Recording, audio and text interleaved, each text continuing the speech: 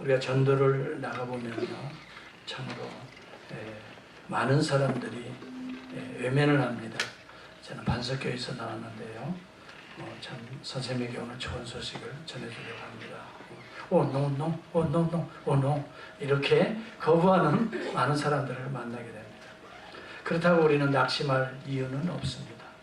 하나님이 이끌지 아니하시면 아무도 내게 올 수 없다라고 주님이 44절에서 말씀합니다. 오는 그를 내가 마지막 날에 다시 살리실 것이라고 주님이 말씀합니다. 오노 이렇게 거부하는 자들도 많이 있지만, 그러나 주님께 오는 자들이 있고 그를 다시 살리실 것이라고 우리 주님이 말씀하고 계십니다. 여러분, 종교개혁이 일어났던 16세기 초기에 인문주의의 대가가 있습니다. 에라스무스가 마틴 루터하고 이 부분에 대해서 토론을 했습니다. 하나님이 이끄시면 모든 자가 거부할 수 없다라고 마틴 루터는 이 본문을 통해서 증거했습니다. 그러나 에라스무스는 아무리 하나님이 이끈다 할지라도 사람이 거부하면 구원에 이를 수 없다라고 말합니다. 거부할 수 있는 인간의 의지가 더 강하다는 것을 강조했습니다. 그러나 마틴 루터는 아무리 인간이 거부한다 할지라도 하나님께서 이끄시면 하나님 앞에 나올 수밖에 없다고, 하나님이 이끄시는 은혜에 대해서 더 강조를 했던 것입니다. 에라스무스는 인간의 의지를 강조하는 토마스 아퀴나스를 붙들었고, 마틴 루터는 아무리 인간이 거부한다 할지라도 하나님의 강력한 은혜에 붙들리면 거부할 수 없다라고 하는 어거스틴의 사상에 이끌렸던 것입니다. 그래서 마틴 루터하고 에라스무스는 같이 개혁을 시작하다가 이 부분에서 갈라지게 되는 원인이 되었던 것입니다. 마틴 루터는 하나님의 말씀을 붙들었던 것입니다. 하나님의 말씀은 분명히 44절에도 그런 말씀이 나타납니다. 나를 보내신 아버지께서 이끌지 아니하면 아무라도 내게 올 수 없으니 오는 그를 내가 마지막 날에 다시 살리리라 라고 말합니다. 아버지께서 이끌지 아니하시면 주님께 올 수 없다라고 말합니다. 오는 그를, 오는 자가 있다는 것입니다. 오는 자는 아버지께서 이끄시는 자라 하는 것입니다. 예수 그리스도가 아무리 하늘의 복음의 메시지를 전해도 예수 그리스도 앞에 수군거리는 자들이 많이 있음을 말씀하고 있습니다. 저 사람이 나사렛 청년이 아니냐라고, 요셉의 아들 예수가 아니냐라고 42절에 말합니다. 그런데 어찌 저가 하늘로부터 내려왔다라고 말하는가 하고 수군거립니다. 그리고 믿지 않고 불평합니다. 그를 밀쳐서 죽이려고도 했습니다. 그러나 그 가운데 주님 앞에 오는 자가 있다는 것입니다. 이런 자들은 하나님의 이끌으심을 받는 자들이라고 하는 것입니다. 오늘 또 복음은 누구에게든지 전해집니다. 그러나 주님 앞에 오는 자가 있는 것입니다. 바로 여러분들이 예수 그리스도의 말씀을 듣고 오늘도 주님 앞에 모여든 하나님이 이끄시는 자들이라 하는 것입니다. 바로 그러한 자들은 47절과 48절의 말씀에 보면은 진실로 진실로 너희에게 이르노니, 이렇게 주님을 믿는 자는 현재형입니다. Who believes, 현재형입니다. 믿는 자는 영생을 가진다라고 말합니다. has eternal life라고 말합니다. 헬라어도 보면 에케이라고 말합니다. 여기서는 현재형을 말합니다. 믿음이라고 하는 것은 과거형이 아닙니다. 오늘 믿는 것입니다. 여러분, 오늘 내가 주님의 양식을 먹는 것이 믿음인 것입니다. 그 이전에 먹은 것이 아닙니다. 지금 믿는 것입니다. 지금 내가 하늘의 떡을 먹는 것입니다. 오늘 이것이 믿음인 것입니다. 과거에 내가 은혜 받았다고 그래서 그 은혜에 묶여있지 마시기 바랍니다. 오늘 은혜를 사모하시고 오늘 내가 예수를 오늘 내가 먹어야 되는 것입니다. 예수 그리스도는 어제나 오늘이나 동일하신 것입니다. 여러분, 과거의 은혜에 내 아버님이 믿었다고 그래서, 내 형제가 누구가 목사님이라고 그래서 여러분 내가 오늘 그 예수를 먹지 아니하면 오늘 나에게는 영생이 없는 것입니다.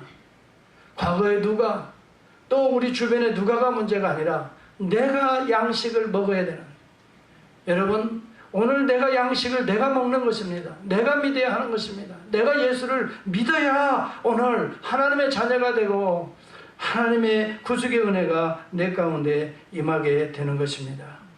여러분, 아무리 건강한 사람도 오늘 이렇게 내가 호흡을 해야 살아있는 실존의 존재가 되는 것입니다. 오늘 하나님이 주시는 은혜의 이 성령을 내가 오늘 마셔야 오늘 성령의 사람이 되는 것입니다. 하나님의 은혜는 공기처럼 빛처럼 오늘 양식으로 우리 가운데 임하고 있는 것입니다. 여러분, 빛을 받지 아니하고 살 생존에 여러분 만물은 없는 것입니다.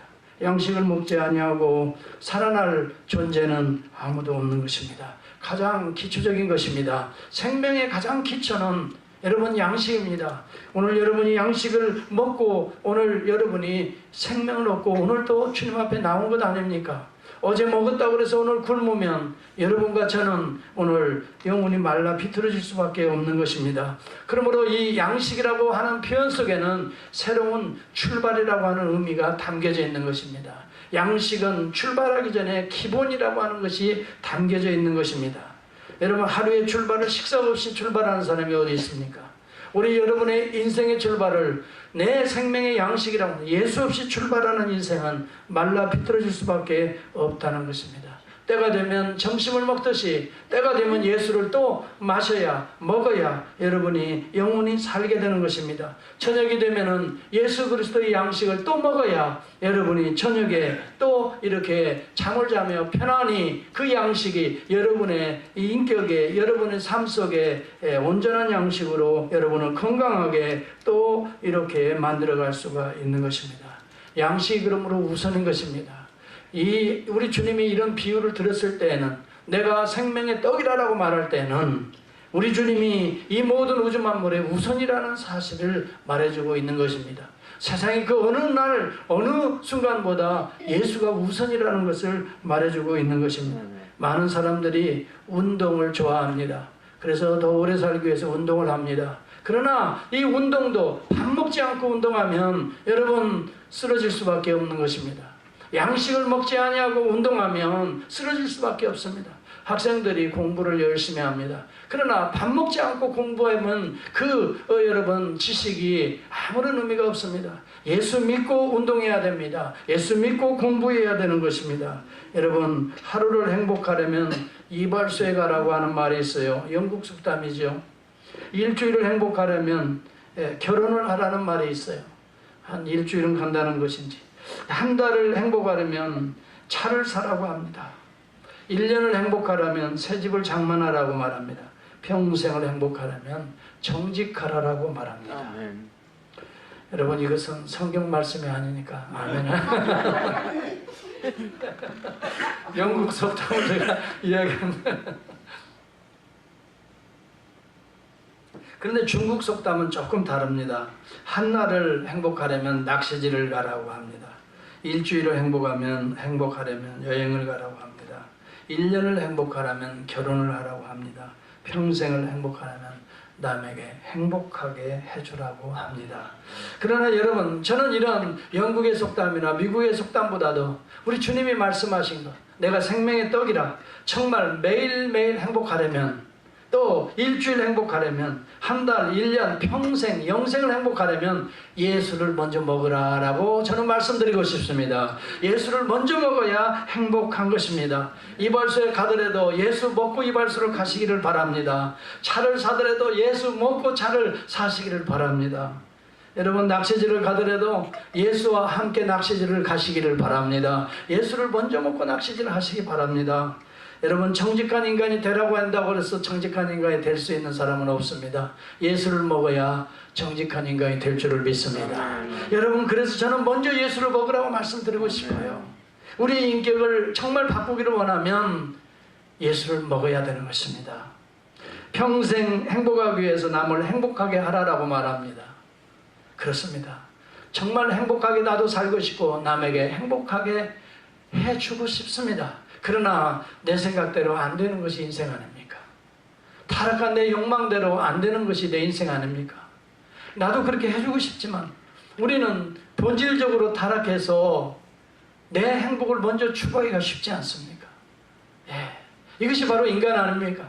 그래서 먼저 예수의 양식을 먼저 먹을 때, 내가 예수처럼 변화가 될 때, 예수의 생명이 들어오게 될 때에 우리는 비로소 남을 행복하게 해줄 수가 있고, 남을 이해해 줄 수가 있고, 남을 용서해 줄 수 있지 않습니까? 우리 내부에서는 행복하기를 원하지만, 마음은 원하지만 육신이 약하여 행복해질 수 없는 그런 존재입니다. 여러분, 내부에서는 행복이 여러분 나올 수가 없는 것입니다. 외부에서 행복이 들어와줘야 됩니다. 외부는 어디 있습니까? 하늘에서 내리는 생명의 떡이 우리 가운데 임하게 될 때에 우리가 비로소 행복을 알게 되는 것입니다. 그러므로 예수 양식이 삶의 우선이 되어야 된다는 것을 말하는 것입니다. 여러분, 우리가 지식을 추구하는 건 나쁜 거 아니지만 예수 양식을 먹고 지식을 추구할 때에 참된 온전한 절대적인 지식이 되어가는 것입니다. 역사상 가장 위대한 과학자라고 묻는다면 여러분은 누구라고 말할 수 있습니까? 누구든지 대부분 아이작 뉴턴을 이야기합니다. 광학 분야에 아주 획기적인 스펙트럼을 만들어서 빛이 가지고 있는 이 7가지의 색깔을 발견한 사람이 바로 아이작 뉴턴입니다. 반사 만원경을 발견했습니다. 빛의 입자론을 발전시켰습니다. 수학 분야의 이항정리를 발견했습니다. 이 하나만으로 그는 위대한 수학자의 대열에 낄 수 있다고 말합니다. 쌍곡선의 면적을 소수점 이하 50짜리까지 계산하여 미분법의 기초를 다진 사람이 바로 아이작 뉴턴입니다. 이는 근대 수학의 초석이 되었습니다. 천문학 분야에서도 당시의 케플러 제2 3의 법칙을 수학적으로 증명한 인물이 바로 아이작 뉴턴입니다. 갈릴레오가 발견했던 목성의 위성들의 궤도라든지 태양과 달의 인력에 의한 조수 방식을 설명했습니다. 달의 운동을 수학적인 논리로 정확하게 계산하는 인물이 아이작 뉴턴입니다. 여러분, 이 거대한 지식의 사람이 가장 먼저 하나님의 양식, 말씀을 먹으면서 자랐던 것을 우리는 알아야 되는데 이것을 이야기해 주는 사람이 거의 없습니다. 그는 어려서부터 예수 그리스도의 생명의 양식을 먼저 먹었다라고 말해주는 사람들이 없습니다. 자신의 구원자로 예수 그리스도를 날마다 감사하며 기뻐하며 생명의 양식을 먹었다라고 말하는 것을 저는 들어보지 못했습니다. 이렇게 여러분 아는 자들이 별로 없습니다. 그는 성경적인 주제로 글을 많이 썼다라고 하는 사실을 얘기해 주는 사람을 많이 못 만나봤습니다. 여러분, 예언서에 대해서 그가 많은 글을 남겼다라고 이야기해 주는 사람을 저는 많이 들어보지 못했습니다. 우리가 알아야 됩니다. 세상적인 지식, 과학적인 지식, 철학적인 지식, 문학적인 지식 이전에 예수 양식을 먹을 때에 온전한 지식, 온전한 하나님의 원리들을 발견하게 된다고 하는 사실인 것입니다. 그가 노년에 할 일이 없어서 시간 많아가지고 그가 그런 성경에 관한 많은 글들을 쓴 것이 아닙니다. 그는 어려서부터 하나님의 말씀을 엄청나게 먹었습니다. 그리고 하나님의 말씀에 대한 글들을 많이 썼던 것입니다. 그는 이런 글이 그 글 중에 나옵니다. 내 자신은 아직도 밝혀지지 않은 태고에 아득히 놓여 있는 하나님의 진리의 앞바다에서 바닷가에 뛰어노는 어린아이와 같고, 그러다가 어떻게 둥그런 아름다운 조약돌을 발견한 것에 자기는 불과하며, 또 어쩌다가 더 예쁜 조가비를 발견한 것밖에 없는 미미한 소년에 불과합니다. 그렇게 겸손하게 글을 쓰고 있습니다. 하나님의 신비로운 그런 바닷가 앞에서 작은 돌 하나 주어서 작은 조각이 하나 발견한 것처럼 우주의 법칙들을 이렇게 조금 발견한 것에 불과하다고 자기 자신을 그렇게 낮추며 겸손하게 하는 그의 글을 발견하게 됩니다. 그의 마지막 글에는 이런 내용이 있습니다. 가장 극치의 철학자가 되려면, 가장 극치의 과학자가 되려면 예수 그리스도를 아는 성경으로 돌아가야 된다라고 그는 마지막 글에 남겼습니다. 세속 역사의 어디에서도 하나님의 말씀, 성경만큼 정확하고 위대한 믿을 만한 것을 발견한 책이 없다라고 말합니다. 이런 이야기를 해주는 사람을 많이 발견하지 못했습니다. 여러분, 우리는 과학적인 지식으로 위대한 아이작 뉴턴을 이야기하지만 그가 성경의 연구가라고 하는 사실을 아는 사람은 그게 드뭅니다. 여러분 기억할 수 있기를 바랍니다. 세상의 지식, 과학적인 지식을 먹기 전에 예수의 양식을, 하늘로부터 내리는 신비로운 하나님의 양식을 먼저 먹는 저와 여러분이 될 수 있기를 주의 이름으로 축원합니다. 여러분, 러시아의 대문호라고 말하면 여러분은 톨스토이를 압니다. 그렇죠? 톨스토이에 대해서는 많은 작품들을 통해서 그를 잘 압니다. 그가 어렸을 때에 정말 이 친척집에서, 그가 조실부모에서 친척집에서 큽니다. 그런데도 그가 방황을 많이 합니다. 그러면서 나라는 존재는 어떤 존재인가에 대해서 질문을 던지고, 인생은 어떤 존재인가에 대해서 많은 생각을 하면서 예수를 만납니다. 그 이전에 자살을 할 생각도 많이 가졌습니다. 그러나 예수를 만나면서 그 생이 완전히 바뀌기 시작합니다. 밭에서 일하는 농부의 모습을 보고 나를 위해서 생명의 양식을 만들어내는 하나님의 모습을 발견하게 됩니다. 그래서 그런 글들을 그는 남깁니다. 저는 농부들의 삶을 보면서 인간 존재에 생명을 창조하는 하나님의 모습을 보게 됩니다. 나도 내 인생을 그렇게 살겠습니다. 땀 흘려서 하나님의 비밀들을 알려주는 생애를 살고 싶습니다. 톨스토이가 그런 이야기를 한 것을 많이 말하지 못했고 그 얘기를 들어본 사람이 많이 없습니다. 그러나 톨스토이로 깊이 들어가 보면 그들의 신앙체계의 모습을 발견하게 됩니다. 부활에 나는 작품을 알지만은 여러분, 그의 생애의 진정한 그리스도를 통한 부활의 복음을 그가 설파하고 있다고 하는 사실에 대해서는 많이 알지 못합니다. 여러분, 우리는 알아야 됩니다. 우리가 세상의 양식을 먹기 전에 예수 양식을 먼저 먹게 되면 진정한 과학자가 되고 진정한 문학가가 나오고 진정한 예술가가 나올 줄을 믿습니다. 저와 여러분은 오늘 세상의 학식에 눈이 멀지 말기를 바랍니다. 예수 그리스도에게 눈이 멀기를 바랍니다. 그렇게 되면 세상의 모든 학문적 체계가 하나님의 신비로운 역설적 진리로 새로운 모습으로 우리에게 다가오는 것을 우리는 얼마나 많이 느끼는지 알 수가 없습니다. 저는 사실 그 재미로 살아갑니다. 하나님의 말씀을 보면서 정말 재미가 있습니다. 신비로운 하나님의 세계에 대해서 날마다 감탄합니다. 여기 본문에 보면 50절 51절에 보면 나는 하늘로서 내려온 떡이라 라고 말합니다. 현재형입니다. 매일 하늘로부터 내려오는 떡이라 라고 말합니다. 지금 내려오는 떡이라고 말합니다.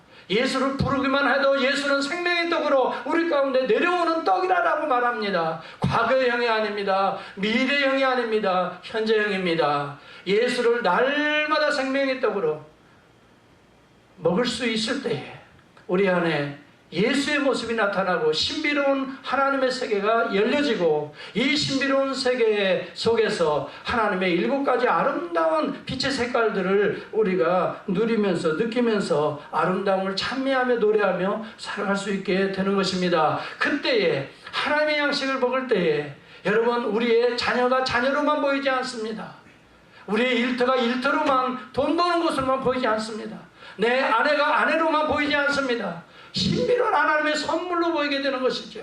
자녀들이 신비로운 하나님의 기업으로 보여지게 되는 것이죠. 오늘 우리의 친구와 이웃들이 신비로운 하나님의 동역자로 다 보여지게 되는 것입니다. 사랑 안 할래야 안 할 수가 없게 되는 것이죠. 미워하지 못하는 것입니다. 여러분, 지난 금요일에도 원수를 사랑하고 거듭까지 주는 자를, 원하는 자를 소구까지 주어라 하면서 그런 내용에 대해서 우리 많은 믿음의 형제자매들이 정말 같이 앉아서 토론하고 같이 대화하고 말씀을 연구하는데요, 우리 인간이라면 그렇게 할 수 없습니다. 그런데 예수 생명의 떡이 우리 가운데 임하게 되면 우리는 그러한 존재로 서서히 바뀌게 된다고 하는 것이죠. 예수의 생명이 우리 가운데 점점 내 감정을 지배하게 되고 내 뇌를 지배하게 되고 내 손과 발을 지배하게 되면 자연스럽게 예수의 손길이 되고 예수의 생각이 되고 예수의 마음이 된다는 거예요. 이것은 예수의 생명의 떡으로 날마다 먹는 자에게 일어나는 하나님의 신비로운 역설적인 진리가 우리 안에 드러나기 때문인 것입니다. 예수를 먹어야 됩니다. 이게 무슨 말입니까? 예수의 떡을, 이 예수가 주는 생명의 떡이라고 하는, 하늘로서 내려온 떡이라는 것을 먹으라는 말이 무엇입니까? 먹으라는 것은 믿으라는 말입니다. 영접하라는 말입니다. 두 번째는 영적으로 하나 되라는 말입니다. 여러분, 양식을 먹으면 그 양식과 내 몸은 하나가 되지 않습니까? 그렇지요? 내가 하늘로부터 내려온 산떡이라는 것은 예수를 그대로 하늘로부터 내려온 산떡, 이것을 내가 영접하고 그대로 내 몸에 받아들이라는 것입니다. 하나가 되라, 영적인 연합을 말합니다. 예수 생명의 떡을 먹는 자는 하나가 되는 것입니다. 그리스도 안에 하나님과 한 몸을 이루는 것입니다. 한 마음을 품게 되는 것입니다. 한 길을, 진리의 길을, 생명의 길을 가게 되는 것입니다. 이것을 여러분 매일 먹고 있습니까? 매일 먹어야 매일 그 길 가는 것입니다. 어제 먹었다고 여러분 오늘 그 길 갈 수 없습니다. 여러분, 양식은 매일 먹어야 됩니다. 그제 먹고 한 달 전에 먹었다고 오늘 안 먹어도 되는 것이 아닙니다. 그렇죠? 어떤 분들은 10년 전, 20년 전 믿은 체험 그거 하나 가지고 살아가려고 합니다. 그렇지 않습니다. 신비로운 하나님의 체험은 날마다 이루어지고 있습니다. 우리가 못 느낄 뿐이지. 그러나 신비로운 세계에 열려있는 사람은 매일이 기적이라고 감사하고 있습니다. 노래하고 있는 것입니다. 새소리를 통해서 하나님의 음성의 소리를, 감사의 소리를 듣는 자가 있습니다. 향기를 통해서 하나님의 향기로운 그리스도의 향을 맡아내는 자가 있습니다. 제가 그랬지요. 오늘도 이렇게 아름다운 꽃이 올려졌는데요. 형형 색깔은 이 꽃이 만들어낸 색깔이 아닙니다. 그렇죠? 이 꽃이 만들어낸 색깔이 아니라고요. 이 색깔은 누가 만들어낸 겁니까? 빛이 만들어낸 것입니다. 그렇지 않습니까? 여기를 거부할 자가 누가 있습니까? 오늘 우리 눈에 보이는 모든 것들은 스스로 만들어내는 것이 없습니다. 빛을 받았고 그 다음에 습도를 취했기 때문에 이런 아름다운 모습, 생명이 존재하는 것입니다. 이 빛은, 참빛은 하나님에게로부터 온다고 그랬습니다. 빛이 있으라 그랬습니다. 이 참빛, 곧 세상에 비치는 빛이 있었나니라고 예수 그리스도를 향해서 말씀하고 있습니다. 오늘 그리스도의 은혜의 빛이 받아들였기 때문에 이 빛이 이 아름다운 형형 색깔의 모습을 바라고 있는 것입니다. 빛을 반영하고 있는 것에 불과한 것입니다. 오늘 우리의 존재가 그와 같다는 것입니다. 예수 그리스도를 우리가 받아 먹을 때에 우리 안에 참빛되게 빛이 가지고 있는 7가지의 아름다운 형형 색깔의 인격들이 우리 가운데 나타날 수가 있다라고 하는 것입니다. 사랑하는 성도 여러분, 예수 그리스도를 날마다 먹는 생명의 여러분의 떡이 될 수 있기를 바랍니다. 여러분은 밥상에 날마다 먹어야 됩니다. 굶으면 여러분의 영혼이 그만큼 시들어져서 보이지 않습니다. 하나님의 세계가 희미해지는 것입니다.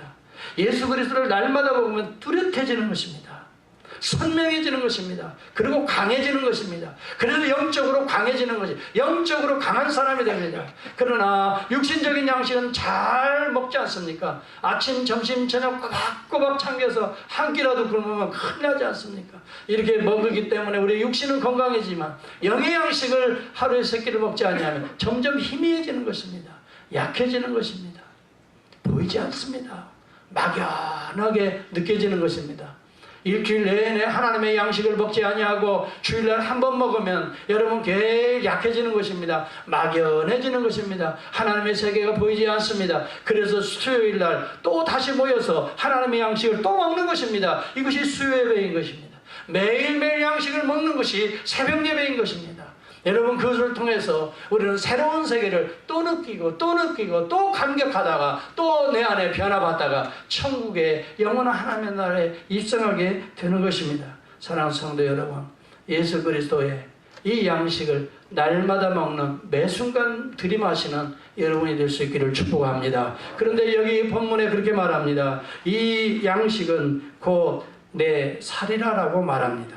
한번 51절을 여러분 성경을 보시기 바랍니다. 여러분 51절을 한번 보시기 바랍니다. 51절에 보면 나는 하늘로서 내려온 산떡이니 라고 말합니다. 이거 비유지요. 사람이 이 떡을 먹으면 영생하리라 라고 말합니다. 이 떡에 대한 것은 비유입니다. 나의 줄 떡은 실제를 말합니다. 이제 세상에, 곧 세상의 생명을 위한 내 뭐라고 말합니까? 살이라고 말합니다. 예수님의 살을 먹어야 된다고 말합니다. 살이라고 말하면 여기 살크스를 말합니다. 바디를 말합니다. 예수를 뜯어 먹어야 된다는 걸 말합니다. 그것이 성찬에서는 이 떡을 통해서 비유했던 것입니다. 한 바디에서 뜯어 찢어서서 서로 먹었던 것입니다. 예수의 몸이 십자가에서 찢겨지는 그 몸을 상징했던 것입니다. 그러므로 예수 생명의 떡을 먹는다는 것은 첫째로 십자가의 떡을 먹는 것입니다. 십자가에 찢겨지는 예수의 살을 먹는 것입니다. 이것은 무엇을 말합니까? 왜 예수님이 십자가에서 죽으시고 찢겨져야 합니까? 내 죄 때문입니다. 그러므로 떡을 먹는 자는 죄에 대해서 철저하게 씻는, 바로 예수의 십자가에서 찢겨지는 그 살을 떼어 먹는 것입니다. 예수 앞에 보혈로 씻는 것입니다. 보혈로 내 죄를 씻는 것, 이것이 생명의 떡을 먹는 것을 말해주는 것입니다. 사랑하는 성도 여러분, 예수 믿으면 말이야 다 잘 될 거야. 다 잘 됩니다. 그래요. 예수 믿으면 자녀들도 하나님이 돌보셔서 잘 되는 거 맞습니다. 예수 믿으면 사업도 잘 될 거야. 잘 되지요. 예. 부수적인 은혜가, 일반적인 은혜가 예수 안 믿어도 잘 되지만 예수 믿으면 더 잘 될 수 있죠. 그러나 안 될 수도 있죠. 여러분, 예수 믿으면 세상적인 것이 잘 된다는 개념이 아닙니다. 예수를 믿는다는 것이 분명히 여러분이 알고 믿어야 돼요. 예수 믿는 것은 세상적 잘 되기 위해서 예수 믿는 게 아닙니다. 예수 믿는 것, 생명의 떡을 먹는 일입니다. 하늘로부터 내려온 산떡을 먹는 것을 예수 믿는 것이라고 말합니다. 근데 그 몸은 살이라고 말합니다. 이 살은 십자가에서 찢겨질 십자가의 몸을 말하는 겁니다. 그것을 먹는 겁니다. 여러분, 십자가 없이 예수 믿는 거 아닙니다. 예수의 십자가가 나의 십자가가 되지 않는 믿음, 여러분, 이것은 믿음이 아닙니다. 이것은 헛된 여러분 신념인 것입니다. 내가 예수 믿고 이 세상에서 성공하겠다, 뭐 되겠다, 신념화시키지 마시기를 바랍니다. 복음, 예수 그리스도의 몸은 우리를 위해서 죄 때문에 찢겨지는 그 몸인 것입니다. 그 살인 것입니다. 그 살 때문에 우리가 새로운 생명, 부활의 몸을 얻은 것입니다. 이것이 예수 믿는 것입니다. 예수 믿는 것을 세상의 하찮은 물질적인 것으로 바꿔버리지 마시길 바랍니다. 하나님의 몸이 찢겨지는 것입니다.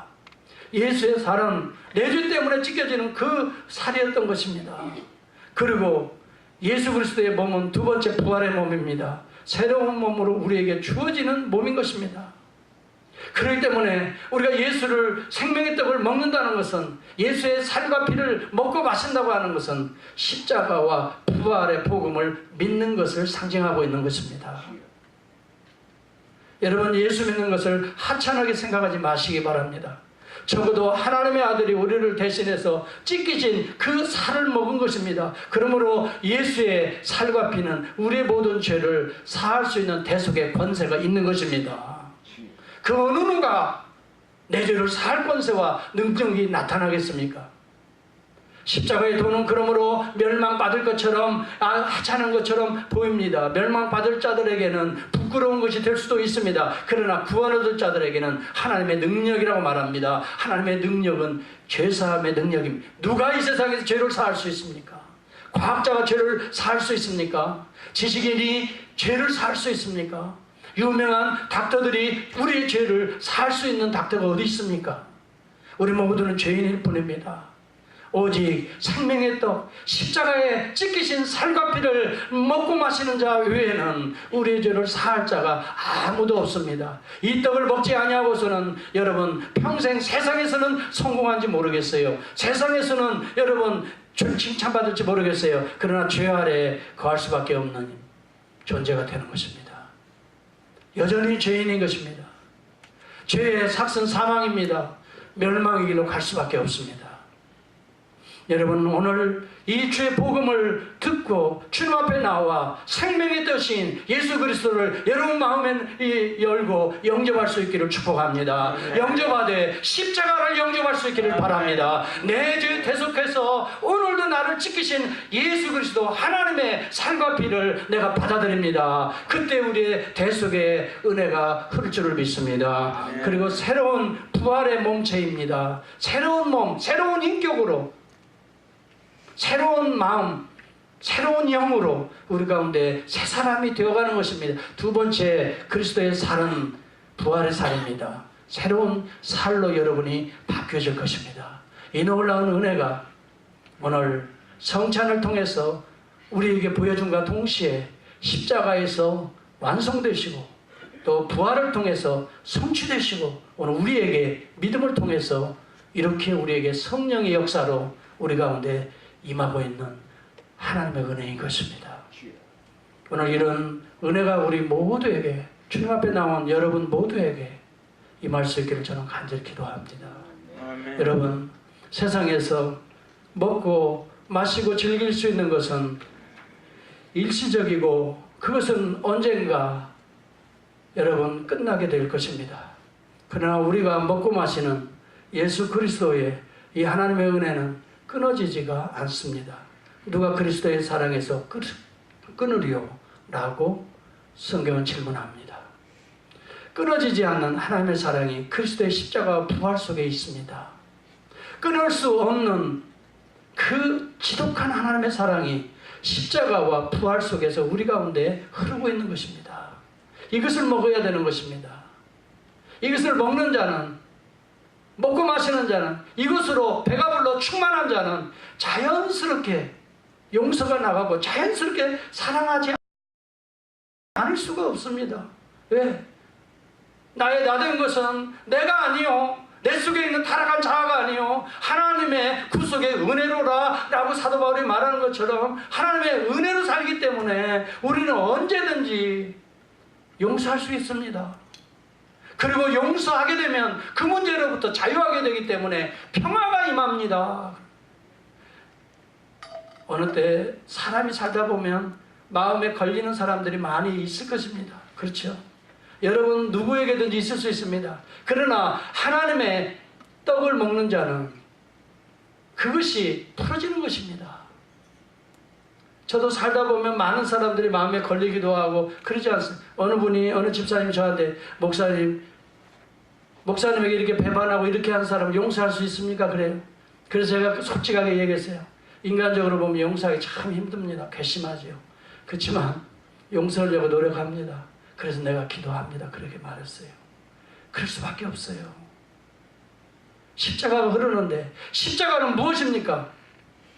내가 그 십자가에서 찢기시는 살과 떡과 찢기는 그 예수님의 살을 내가 살점을 띄워 먹는데 흘리는 그 보혈을 마시고 있는데 십자가는 뭡니까? 나에게서는 죄 용서지만 하나님에게서는 용서와 사랑이 아닙니까? 그렇지 않습니까? 내 입장에서 보면 죄를 하나님이 담당하시는 찢기는 살이지만 하나님의 입장에서는 죄 가운데 있는 우리를 용서하시고 사랑하는 사랑의 살점, 사랑의 피를 우리에게 쏟아부어 주시는 거 아닙니까? 그러니 우리가 어떻게 됩니까? 그 사랑의 피로, 용서의 피로 충만해지니까 자연스럽게 용서가 됩니다. 그리고 나아가서 불쌍히 여겨달라고 기도하게 됩니다. 그런데 그렇게 되면요, 그 다음에 축복이 나가게 됩니다. 여러분, 저주하는 자를 위해서 축복하라는 것이 그렇게 나갈 수가 없어요. 어떻게 축복이 나갑니까? 어떻게 해요? 그렇게 안 돼요. 다 경험하잖아요. 미운 사람은 끝까지 미운 거예요. 기회만 대봐. 뒤통수를 그냥. 이게 다 누구나 갖고 있는 마음이에요. 예. 그리고 누가 그런 사람이 뭐 좀 잘못됐어요. 그러면 어때요? 고소하고 그냥 기가 막히고, 아이고 하나님 살아계시지. 또 거기다 또 하나님 붙이려고 또 뭐 그런다고. 예. 예.